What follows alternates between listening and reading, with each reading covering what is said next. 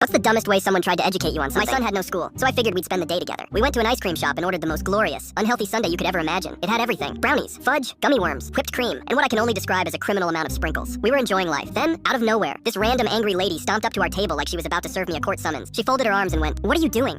Eating ice cream?" I just shrugged. Spending the day with my son. Apparently, this was the worst thing I could have said. Her eyes widened, her jaw dropped, and she gasped like I just confessed to a federal crime. "You are ruining his life." "Excuse me? A child should never eat something this unhealthy. You're setting him up for failure." "Ma'am, it's ice cream." She went on this full TED talk about how I was stunting his growth and destroying his health, acting like I force-fed him sugar through a tube every morning. I explained that it was just a treat, that my kid eats normally most of the time. She shook her head. "That's what all bad parents say." At this point, my son was trying not to laugh. I just smiled and went, "Respectfully, he's not your kid, and you need to shut up." "Wrong move." She snapped. She turned to the nearest employee, waved her arms around like she was trying to land a plane, and screamed, "Kick them out, they're poisoning that child." The employee just stared at her like she was an escaped mental patient. Then, with the straightest face possible, they went, "Ma'am, it's literally an ice cream shop." She turned bright red. Then she stomped out the door, knocking over a napkin dispenser on her way out. And out of pure, glorious, beautiful spite, I walked up to the counter and ordered my son another ice cream cone.